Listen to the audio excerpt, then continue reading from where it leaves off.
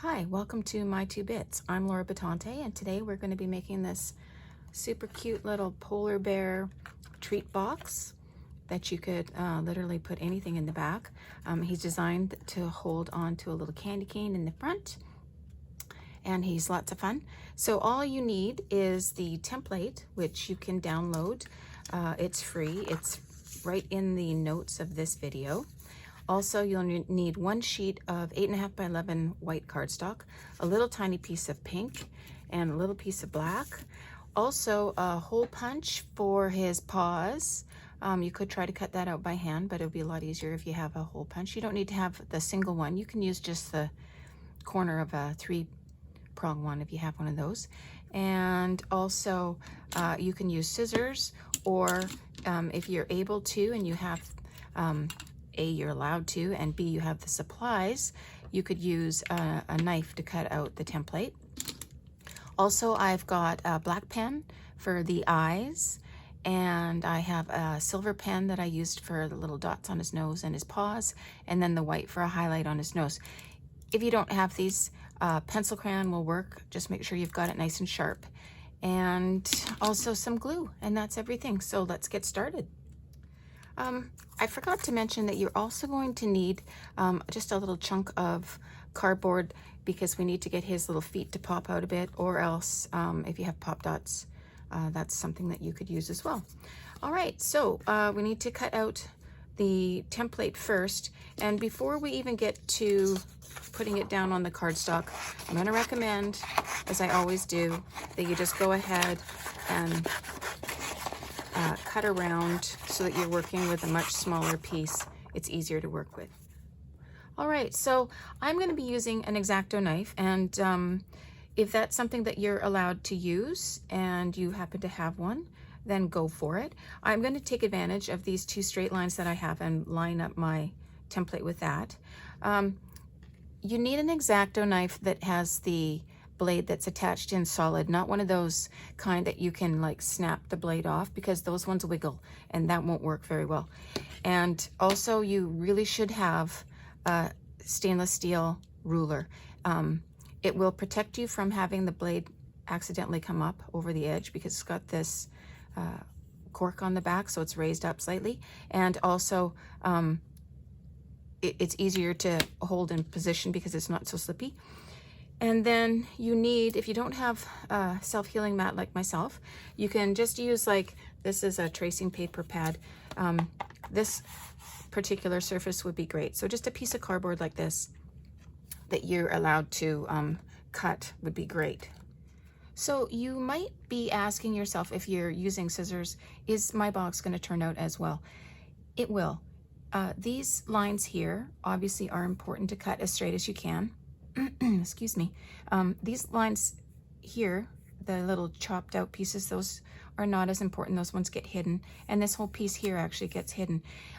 You do need to go slow, and you do need to try and do your absolute best cutting, but the most important thing is going to be this scoring that we do. You absolutely need to use a ruler. I use the back of my X-Acto knife, but if you have like a ballpoint pen that doesn't work anymore, that's a great tool. So what we want to do is we want to press, and we're actually going to go through both the template and onto the surface below. So you're wanting to press fairly hard, but not so hard that you actually cut, because I could cut with an X-Acto knife, even though it's the wrong side. And so we're just going to make sure that we're dragging it down straight and pressing firm. And what this is going to do is that when we go to actually bend our box, this is what's going to tell it where to bend. If you want nice straight lines, you need to score.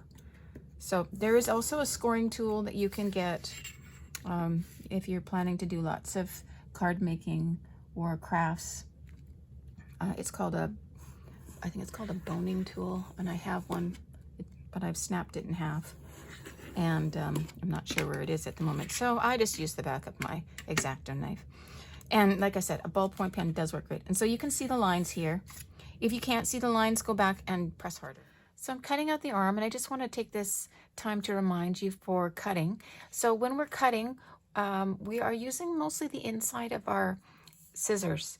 especially for these sharp corners like this. And so we're going to use the hand that's holding the paper and do a lot of the turning with it while we just sort of complete our cut with our scissors. So you sort of turn as you cut. You will, of course, turn your hand that has the scissors as well, but just sort of think about it being nice and smooth and fluid, and that's how you get a nice cut. And then you can always go back if you find one little corner is just not your favorite and just give a little smoothing trim right there. Okay, and for the arms, don't forget that we need to score them, so we'll cut that out like so. And we can put our ruler down and just go over that because that is a fold line. So a little score with whatever you're using. And then we will bend that. Oh, we're going to bend that now. But before we bend everything and whatnot, we'll glue that on and we'll draw on the paws. So just a little bit of glue, overlap it, and then we will take our silver pen and draw on his little paw lines. If you have a pencil crayon, that's what you're going to use. Use whatever you have, and there we go. And then, like I said, we're just going to bend it on those lines that we scored, and so that's what helps it stick out here on the actual bear. Okay, so we're going to cut out everything else, and then we will attach the nose to the muzzle. And if you look at the muzzle stencil, you can tell that by the shape that he kind of has a top that's a little bit pointier, and that's where I attached him. And I just popped him up just a bit past the edge. And then with my gel pen again, and pencil crayon if you have it, I'm going to just put on a couple little dots. And I really just went with the silver again to tie it in with the silver on his hand. So whatever you use for his paw, use it here too. So even if you went with like a black, that's fine. And the other thing that I'm going to do right now is with my white gel pen. Gel pens can be kind of difficult, so I always like to make sure it's working before I start trying to use it, is draw on the little highlight for his nose. This isn't a make or break piece, so if you don't have something suitable to use, don't worry about it. It's not going to be a big deal. All right, so his nose is done, his arms are done. We need his ears, and we'll put those in, and then we will do his feet, and he's ready to start getting attached. So I just dropped it down a bit. You can place it where you like, whatever you think will look good. It doesn't matter that if it hangs over because we don't see that part.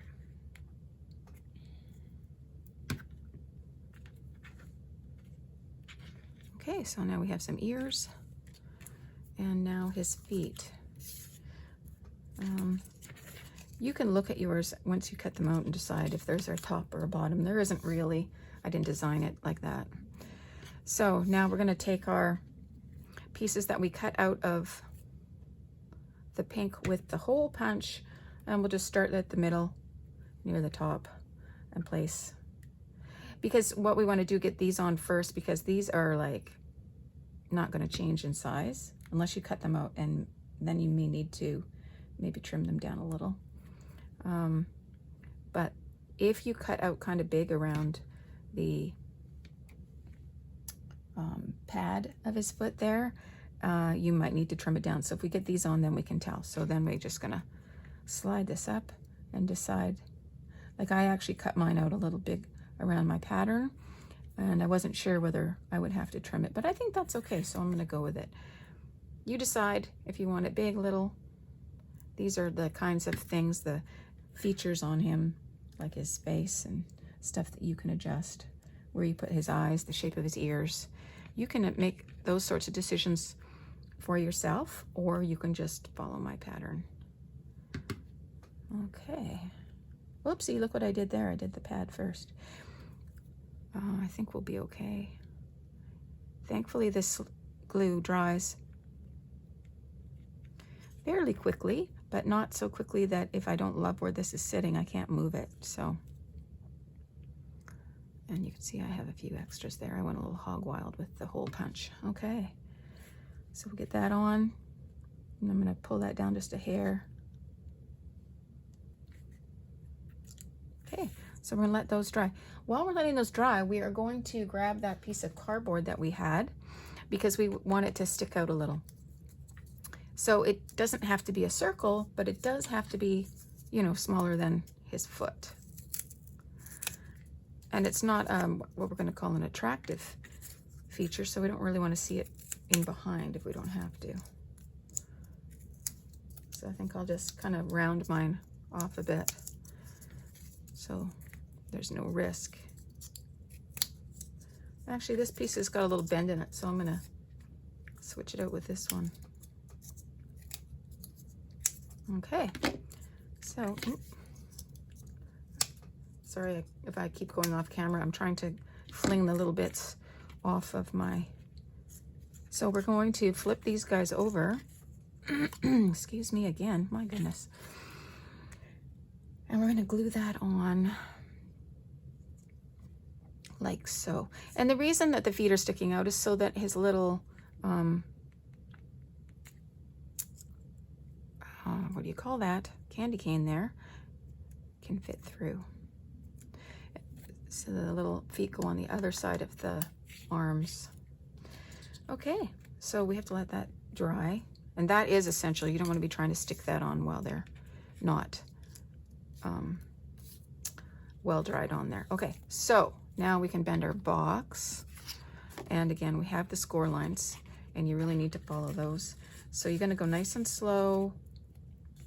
Make sure it's going straight. If it isn't, you need to stop and make sure you are getting it straight. So those should have lined up in the corners, and this should be lined up in the corner. And now we just need to fold up the bottom. It's a little awkward, but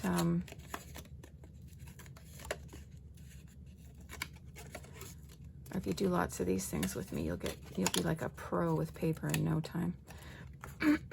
Okay, and now you can just kind of pop him together and make sure that he looks good and it looks like it's going to be fine. So this is going to be on top. This is the front again. This piece here is going to be on the very top, so we're going to glue here on these little flaps. So as long as you are putting glue on these guys here, you shouldn't have any problems. So this is glue on top of all of these, and then this guy who's going on top, he can get some glue there. And then we need to put some glue on that little guy. Okay, so we glued all of those pieces at once, which maybe wasn't the best plan, but it's okay. This isn't going to dry so fast that it's a problem. So we'll tuck those in. We'll tuck that down, and then we'll put this guy on top. And if you look at the bottom, you can see I have a rectangle. And so now we are going to just sort of push that into the surface. And if you have something you can use to just sort of push down while we're letting it dry, that's a good plan. Okay, so the first thing that we're going to attach is his feet. And what we want to do is make sure that they don't come down past the bottom of the box. This is our top where the treats are going to go. So we'll just take our cardboard and get a goodly amount of glue on there. And you can pop them out so they sit out kind of a little bit past the edge. I think that looks cute, but don't go down past here. And they don't have to be even, Steven. Nobody sort of sits exactly square. So however you like it. And again, get your hand in the box there and really push it on so that it gets a chance to adhere. All right, now we're going to do his ears. And decide you know, how far down you want them before you put the glue on, because you don't want to put too much glue on and go up past the line. So I like the ears to be not too big.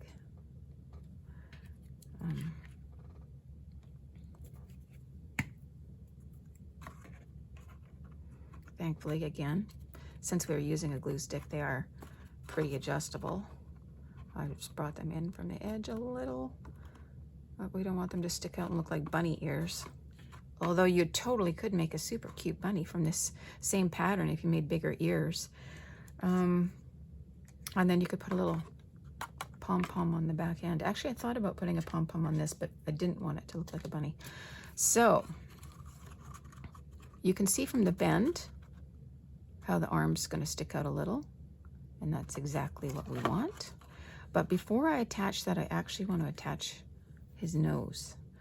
So I'm leaving the arms there so that you can see that they are going to go over top of his nose when they're attached. But when I go to glue this, I of course will move them. I'm just trying to give you an idea for placement.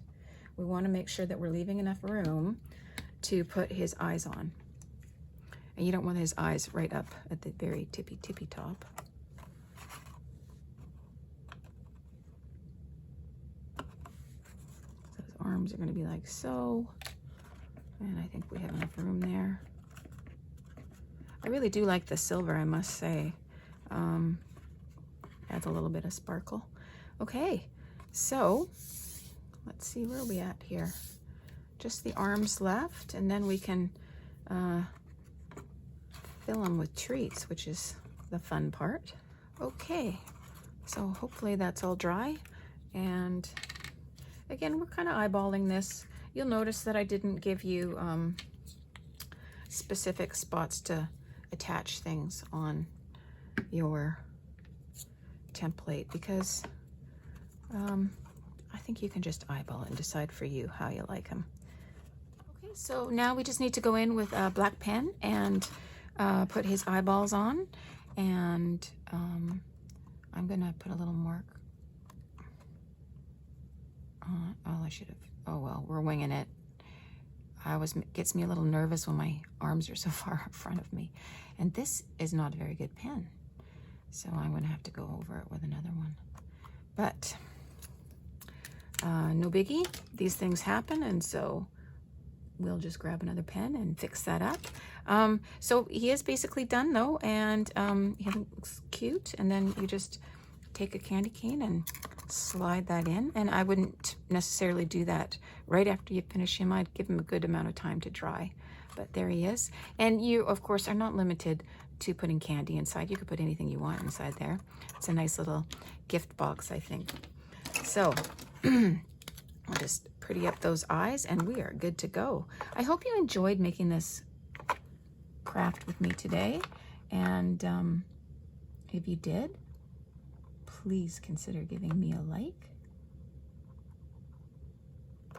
And subscribing to my channel.